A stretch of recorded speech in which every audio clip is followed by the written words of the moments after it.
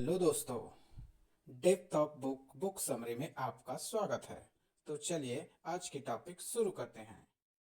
आज हम बात कर रहे हैं अंकुर वारिकू की लिखी किताब मेक ए बिग मनी। इसके विषय सूची एक दूसरे से संवाद के रूप में कुल 10 टॉपिक है। जैसे विषय सूची देखते हैं। पहला, मुझे पैसों की चिंता करनी चाहिए। दूसरा है, अब मैं सच में पैसा कमाना चाहता हूँ ताकि मैं इसे समझदारी से खर्च कर सकूं।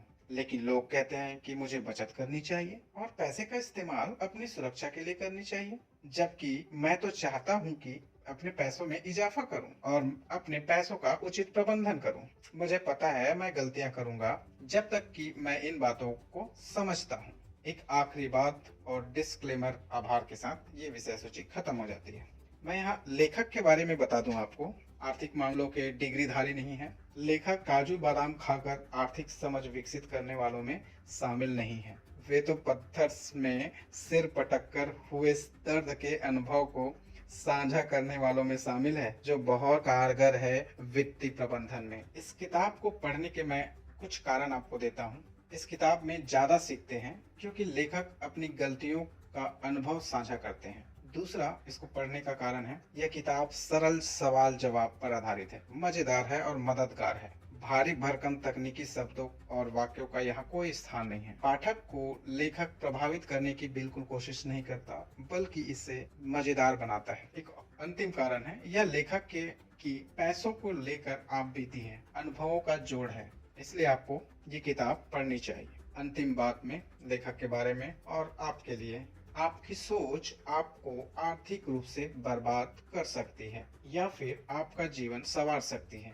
इसलिए सोच बदले, सब बदल जाएगा। यह किताब आपकी सोच को चुनौती देता है। कैसे चुनौती देता है आगे देखते हैं। पहला टॉपिक है इसमें, पहला टॉपिक है मुझे पैसों की चिंता आखिर क्यों करनी चाहिए। इसमें दो बातों की जिक्र है। पहला, नंबर 1, पैसों की अवधारणा। नंबर 2, पैसों से और क्या खरीद सकते हैं। तो पहले बात करते हैं पैसों की अवधारणा से। पैसों की शुरुआत लेन देन अर्थात वस्तु विनिमय से हुई है। जैसे एक अंडा के बदले एक आलू का आदान प्रदान करते हैं। तो एक से अधिक वस्तु के लेन देन में तकनीकी समस्या हुई, कीमत अधिक और दूसरे वस्तु की कीमत कम था। इस समस्या को हल करने के लिए एक व्यक्ति ने कागज के टुकड़ों में सिल लगाकर कागज के मूल्य को वस्तु के बराबर किया। जैसे एक आलू या एक वस्तु के लिए एक कागज के टुकड़े। तो हर कागज का मूल्य जैसे 5, 10, 20, 50, 100 आलू या वस्तु के बराबर रखा गया। इस तरह वस्तु की जगह कागज ने ले ली। यह अवधारणा पैसों की वर्तमान में भी समान है। इस कागज में वर्तमान में जो कागज या नोट है उनमें गवर्नर के हस्ताक्षर होते हैं। इस कागज के नोट पर पूरा विश्व भरोसा करता है। कहीं भी इस नोट से वस्तु खरीदी जा सकती है। कहने का मतलब है, नोट पर सभी भरोसा करते हैं, चाहे वे आपको जानते हो या नहीं। दुनिया में भरोसे का सबसे अच्छा उदाहरण है पैसा।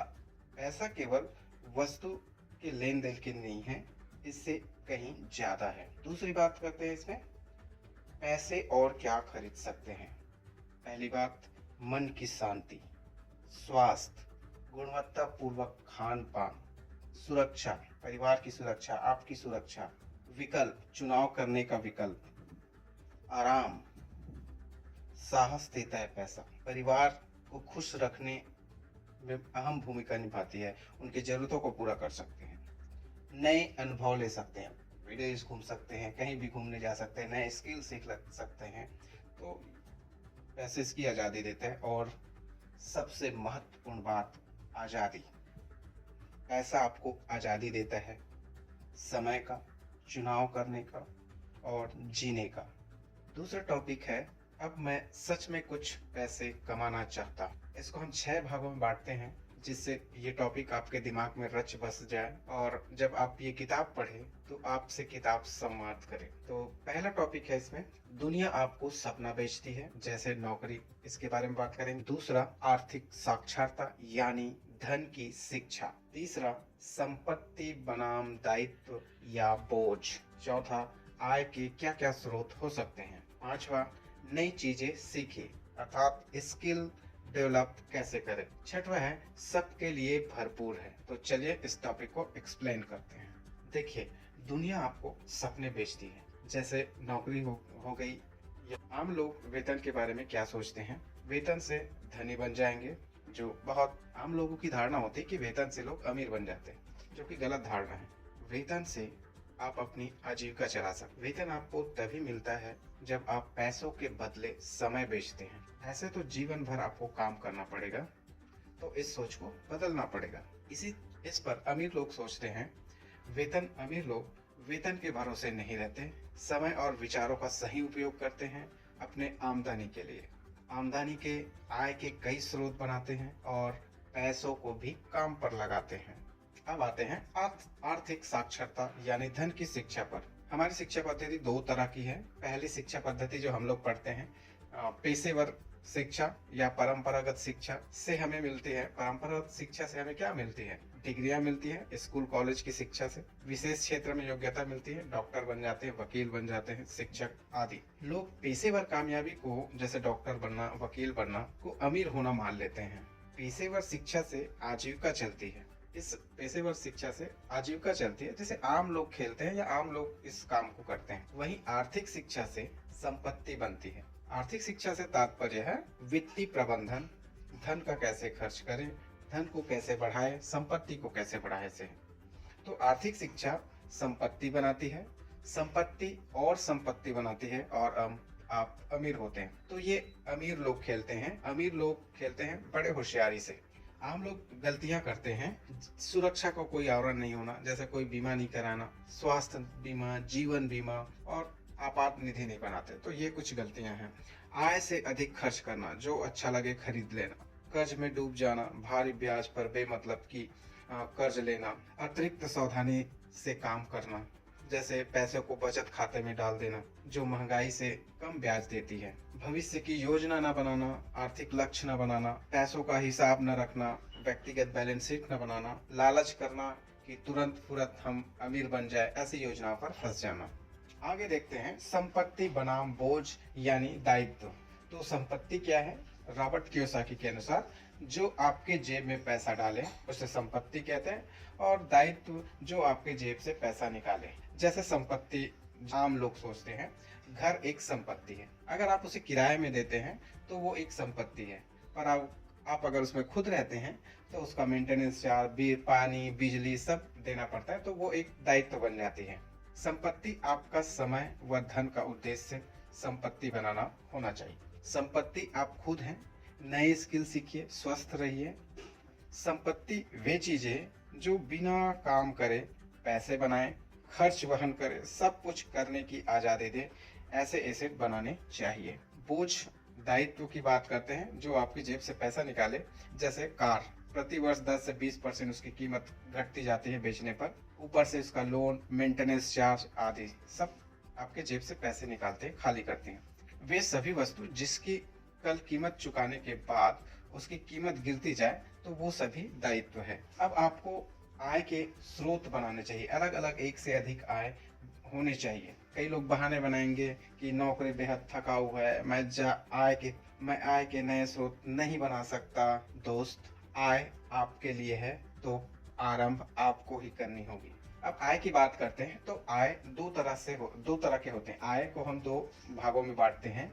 एक एक्टिव इनकम होती है जिसमें व्यक्ति जितना समय लगाता है, जितना समय देता है, उसके हिसाब से पैसा मिलता है। इसमें व्यक्तिगत उपस्थिति अनिवार्य है। पेसिव इनकम दूसरा होता है। पेसिव इनकम तो ऐसा सिस्टम बना देना जो न्यूनतम समय दिए बिना आपके लिए धन अर्जन करता है, पैसे कमा के देता है। तो आपको एक्टिव इनकम को पेसिव इनकम में बदलने चाहिए। तो ये कैसे कर सकते हैं?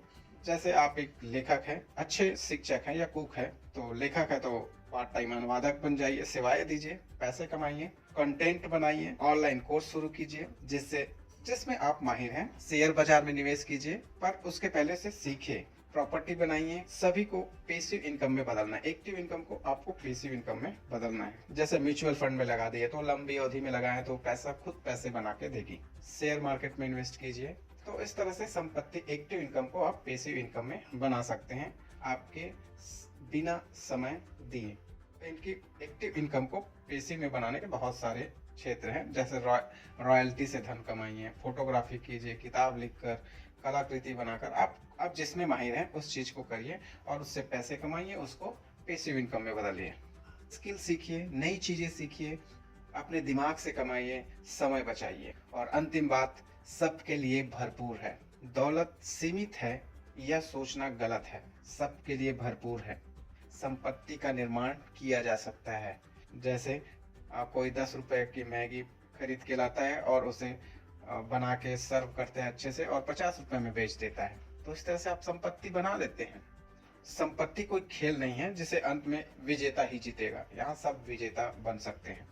हर किसी के लिए जगह है, हर किसी के लिए पैसा है, ताकि मैं उसे समझदारी से खर्च कर सकूं। इसमें मोटे मोटे 9 सेगमेंट में बांटते हैं, जैसे जीवन शैली की गलतियां, क्या सीखा, लाभ क्या लेना है, उद्देश्य क्या होने चाहिए, कुछ सवाल, घर खरीदे या किराए पे रहे, बुरे कर्ज से दूर कैसे रहे, कर्ज को चुकाने का तनाव रहित तरीका क्या हो सकता है, और अतिरिक्त धन का क्या करें। लेखक की अपने दिखावे की जीवन शैली के कारण सही जगह खर्च न करके गलत जगह फिजूल खर्ची करते थे, अर्थात आमदनी अठन्नी खर्चा रुपया था। इन गलतियों से उन्होंने सीखा जीवन बिना तनाव अर्थात ग्लानि के जीना है, इसके लिए क्या किया जाए। तो उन्होंने इसके लिए टिप्स बताए। पहला, अनुशासित रहना। दूसरा, खर्चों का बजट बनाएं। ये आर्थिक गूगल मैप की तरह है, तो खर्चों का बजट बनाइए। फिर खर्चों का बजट बनाना है तो बजट कैसे बनाएंगे।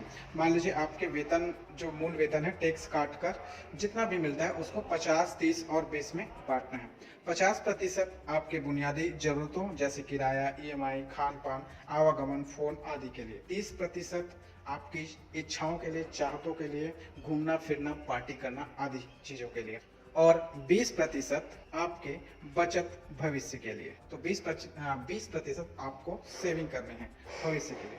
तीसरा, अगर वेतन वृद्धि होती है तो उस वेतन वृद्धि को आपको पलट देने हैं। जैसे 50% आपकी बचत हो जाएगी, 30% आपकी चाहतों पर और 20% जरूरतों पर। आप इस चार्ट से देख सकते हैं। आरंभिक वेतन आपका मान लेते हैं 20,000 रुपये प्रति माह है, तो आपकी जरूरतें पर 50% यानी 10,000 रुपये खर्च करना है, और आपकी चाहतों पर 6,000 यानी 30%, और आपको बचत करनी है 4,000 यानी 20%। इसी तरह से आपके वेतन में वृद्धि मान लेते हैं 2,000 होती है, तो आपको 20% जरूरतों पर यानी 400 रुपये खर्च करना है, और चाहतों पर 30% यानी 2,000 में 600 रुपये आपको अपने चाहतों वाले, आपके इच्छा वाले खाते में डालना है, और 50% यानी 1,000 रुपये आप अपने बचत खाता में डालने हैं। इस तरह से आपको अपनी बजट बनानी है। अगर महंगाई में वृद्धि होती है या किराया बढ़ता है तो वेतन वृद्धि का 20% उसको कवर कर लेगा। इसका लाभ ये होगा कि आपकी आय में वृद्धि के साथ साथ जरूरतों में वृद्धि नहीं होती, आपकी आवश्यकताओं में वृद्धि नहीं होती। निवेश का अनुपात आपका बढ़ता रहेगा और अपनी चाहतों, इच्छा, खुशी पर 30% खर्च करते रहेंगे। आपको एक उद्देश्य बनाना होगा, अपनी बचत को आय के 20% तक सीमित नहीं करना है, इसे और बढ़ाएं। इसलिए आय का एक अन्य स्रोत बनाएं या एक से अधिक आय के स्रोत बनाइए ताकि ज्यादा निवेश कर सके। जितना ज्यादा निवेश उतनी जल्दी आर्थिक आजादी।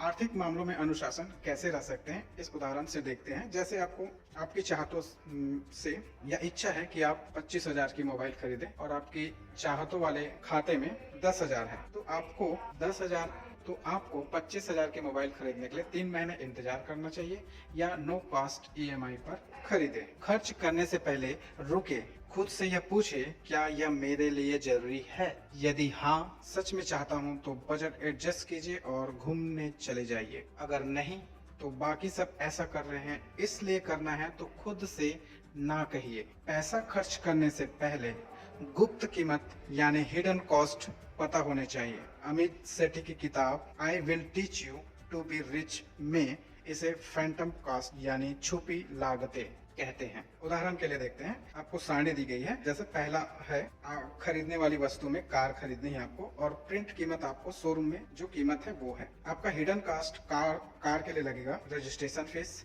इंश्योरेंस, टैक्स, मेंटेनेंस, ईंधन की बढ़ी कीमत, पार्किंग शुल्क। ये हिडन कॉस्ट है। इसी तरह से आप घर खरीदना चाहते हैं तो वास्तविक कीमत जो प्रिंट कीमत है वो दिखाई जाएगी, लेकिन इसके फैंटम कॉस्ट या हिडन कॉस्ट होगा, जैसे brokerage, registry, property tax, down payment, loan का ब्याज, गृह प्रवेश, मेंटेनेंस, मरम्मत आदि हिडन कॉस्ट होगा। एक बड़ा सवाल घर खरीदे या किराए में रहे, ये एक बड़ा सवाल घर खरीदे या किराए पर रहे। तो एक आम आदमी जो निर्णय लेता है घर खरीदने के लिए, वो भावनात्मक निर्णय लेता है और तर्क देता है कि घर का स्वामित्व चाहता हूँ, मेरा घर हो जाएगा।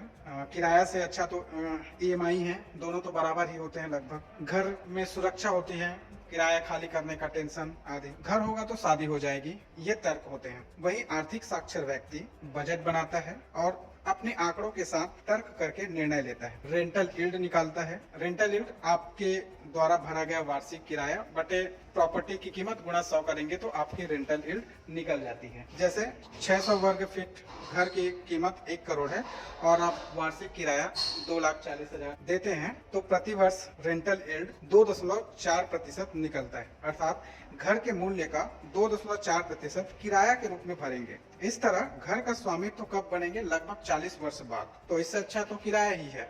साथ ही आर्थिक साक्षर व्यक्ति तर्क देता है कि इसमें डाउन पेमेंट करना पड़ेगा 20 से 25%, ईएमआई, लोन का ईएमआई और उसका ब्याज, रजिस्ट्री शुल्क, दलाल फीस, मेंटेनेंस, ये हिडन कॉस्ट होती है, फैंटम कॉस्ट होती है। तो सवाल उठता है घर खरीदने का सही निर्णय कब लें? तो विकल्प है डाउन पेमेंट की राशि एक मुश्त 10 वर्ष के लिए निवेश करें। जितना आप डाउन पेमेंट करना चाहते हैं उतनी राशि एक मुश्त 10 वर्ष के लिए निवेश करें। या दूसरा विकल्प है होम लोन व घर किराए की ईएमआई में जो अंतर आता है उसका एसआईपी कर दीजिए। दूसरा विकल्प है होम लोन या घर किराए पर जितना अमाउंट पैसा लेना चाह रहे हैं उसकी ईएमआई जितनी पड़ती है, मान लो जाए उसकी ईएमआई 20,000 है और आप जितना किराया देते हैं, मान लो जाए आपके घर का किराया 5,000 है, तो 20,000 में 5,000 को घटा दीजिए, जितना शेष बचता है 15,000 शेष बचता है, उसको आप एसआईपी करवा दीजिए, मासिक एसआईपी करवा दीजिए।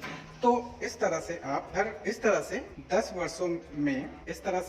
10 वर्षों में ही घर खरीदने के 50 से 70% तक की राशि जमा कर लेंगे। देखिए इस बात को समझिए, घर खरीदने की आखिरी फैसला आपका है। बस इतना सुनिश्चित कर लीजिए कि आर्थिक बोझ भारी ना पड़े। आंकड़े जांच कर हिसाब लगाकर चले। जब आपकी आय सीमित हो तो कोशिश कीजिए किराए पर रहे और घर खरीदने के भविष्य के सपनों के लिए एसआईपी कीजिए। वैसे तो कर्ज ही बुरे होते हैं पर उसको लाभ के लिए भी उपयोग किया जा सकता है। कर्ज अच्छा या बुरा नहीं होता, वो कर्ज वैसे तो बुरा ही है पर कभी कभी इसके लाभ भी लिए जा सकते हैं। बुरे कर्ज से दूर रहे, जैसे गैर जरूरी चीजों के लिए लिया गया लोन से लाभ कम होता है। बुरे कर्ज में जैसे क्रेडिट कार्ड 30 से 40% ब्याज लगता है, कंज्यूमर लोन, होम लोन 8 से 9% ब्याज, एजुकेशन लोन 10 से 12% ब्याज। तो ये इतना ब्याज लगता है, क्या बकवास है। अगर लोन ले ही रहे हैं तो लोन की किस्तें आपकी आय के 30% से कम होनी चाहिए। बुरे कर्ज को अच्छे कर्ज में कैसे बदले या बुरे कर्ज को अच्छा कर्ज कैसे करें, अपने लाभ के लिए कैसे उपयोग करें। जैसे बुरे कर्ज में आता है क्रेडिट कार्ड्स, तो इसका चयन कैसे करेंगे? क्रेडिट कार्ड का वार्षिक शुल्क शून्य हो व फिक्स डिपॉजिट आधार वाले क्रेडिट कार्ड लें, क्योंकि क्रेडिट कार्ड में कुछ दिन के लिए बिना ब्याज के पैसे मिलते हैं। इसको फिक्स डिपॉजिट या डेट फंड में डाल दें और अंतिम तारीख को निकाल लें, जिससे कुछ ब्याज मिल जाएगा। क्रेडिट कार्ड का भुगतान कैसे करें? क्रेडिट कार्ड को डेबिट कार्ड की तरह खर्च करें, जिससे आपको रिवार्ड पॉइंट्स मिलेंगे। क्रेडिट कार्ड का ऋण एक मुश्त पटाए, जिससे आपका क्रेडिट स्कोर बढ़ जाएगा। कर्ज को जल्दी चुकाने का तनाव रहित तरीका, अर्थात आप 25 वर्ष के लोन को 10 वर्ष में कैसे पटा सकते हैं। तो कर्ज की पहला तरीका है कर्ज की अवधि को कम करके। इसके लिए 2 रास्ते हैं। ईएमआई जो पटाते हैं वो होता है मूलधन और ब्याज का। तो इसके लिए 2 रास्ते हैं, हर साल अतिरिक्त ईएमआई पटाइए और दूसरा हर साल ईएमआई की राशि को बढ़ाते जाना। तो देखते हैं, इसमें एक सारणी आपको दिया जा रहा है। जैसे लोन है, इसमें ब्याज दर कितना लग रहा है, कितना लाख रुपए आपने लोन लिया है, कितने वर्ष के लिए है, और ईएमआई जो प्रति वर्ष पटा रहे हैं, ईएमआई की वृद्धि कितना करेंगे तो कितनी ईएमआई कितने वर्ष कम कर पाएंगे और सेविंग ब्याज का कितना कर रहे हैं। तो पहला देखते हैं, ब्याज दर है 8%। मान लेते हैं आपने 40 लाख रुपए लोन लिया है 25 वर्ष के लिए, तो आपको प्रति वर्ष 12 ईएमआई पड़ती है, उसको +1 करके 13 ईएमआई पटाना है और 5% की वृद्धि करते हैं ईएमआई में हर महीने। तो आप 12.5 साल में 12.5 वर्ष में 25 साल का लोन आप 12.5 साल में पटा सकते हैं। इसी तरह से अगर एक और उदाहरण लेते हैं, 8% ब्याज पर आपने 40 लाख रुपया लिया 25 वर्ष, 13 ईएमआई पटाया प्लस 10% की ईएमआई में प्रति माह वृद्धि कर दी है, तो 25 साल की अवधि 10 वर्ष हो जाएगी और ब्याज आप 50% सेविंग कर पाएंगे। अगर आपके पास एक से अधिक कर्ज है, लोन है, तो आप कर्ज चुकाने के वरीयता को क्रम जो सबसे ज्यादा ब्याज होगा उसको पहले चुकाइए, फिर उससे कम वाले को, फिर उससे कम वाले ब्याज दर वाले लोन को चुकाइए। मान लेते हैं आपके पास एक अतिरिक्त धनराशि आ गई और आपके पास लोन है या कुछ ऐसी कर्ज है, तब आपको क्या करना चाहिए। अगर कर्ज पर लगने वाला ब्याज दर 10% से अधिक है तो आप सबसे पहले कर्ज चुकाएं। दूसरी शर्त है, कर्ज पर लगने वाला ब्याज दर अगर 10% से कम है तो म्यूचुअल फंड में निवेश करें। इसी तरह से कर्ज पुराना है, अर्थात आपने 75% अवधि उसकी बीत चुकी है, 25% ही बचा है पटाने के लिए, तो आप उस राशि को निवेश कीजिए। अतिरिक्त धनराशि जो आपके पास आया है उसको निवेश कीजिए। और अगर कर्ज पुराना है, 75% से कम पटा है, तो सबसे पहले कर्ज चुकाइए। लेकिन लोग कहते हैं मुझे बचत करनी चाहिए। बचत हमें इतनी करनी है कि हमारा आज का पैसा आने वाले कल की इच्छाओं को पूरा करने में समर्थ होना चाहिए, इतनी हमारी सेविंग होनी चाहिए। कारण क्या है बचत करने का? तो भविष्य के लिए, शादी ब्याह के लिए, बच्चों की पढ़ाई के लिए, बच्चों के खर्च के लिए, इमरजेंसी जैसे मेडिकल, नौकरी छूट जाना या असामान्य मृत्यु, ऐसे इमरजेंसी कारणों के लिए पैसों की बचत करनी चाहिए। बचत के मामले में लापरवाही नहीं करनी चाहिए। जैसे कई लोग सोचते हैं अभी तो कमाना शुरू किया है, क्या ही बचा है, जितना कमा रहे हैं उनका मजा तो लेने दें, फिर बचत करेंगे, और बचत को टालने की प्रकृति, ये 3-4 लापरवाहियां लोग करते हैं। बचत आपको कॉन्फिडेंस देता है, मोरल सपोर्ट करता है, और बचत आपको मुसीबतों को भाड़ में जाओ कहने की आजादी देता है। सबसे बड़ा सवाल, आखिर बचत कैसे करें और क्यों करें? बचत करने का एक उद्देश्य होना चाहिए। जैसे मुझे कार खरीदनी है, घर खरीदना है, मोबाइल खरीदना है, तो एक उद्देश्य होना चाहिए। उद्देश्य आपके फैसले को धार देगा, बचत करने के फैसले को धार देगा, प्रलोभन को कम करेगा और एकाग्रता बढ़ाएगी। दूसरा सवाल आता है बचत का लक्ष्य कैसे निर्धारित करें? तो सिंपल सरल तरीका है, वेतन का 20% आप बचत करें। बचत का समय बहुत महत्वपूर्ण है। आप इसे इस तरह से अवधि के हिसाब से, समय के हिसाब से बांट सकते हैं। जैसे दीर्घ अवधि के लिए बचत, जिसमें 15 साल, 20 साल, 40 वर्षों के लिए करें। बड़ा लक्ष्य हो, घर खरीदना हो, उनके लिए ये दीर्घ अवधि का बचत करें। दूसरा है मध्यम अवधि की बचत, जिसमें 3 साल से 10 वर्ष तक के लिए बचत करना है, तो ये मध्यम अवधि हो गया। तीसरा है अल्प अवधि के लिए बचत, जिसमें 3 वर्ष से कम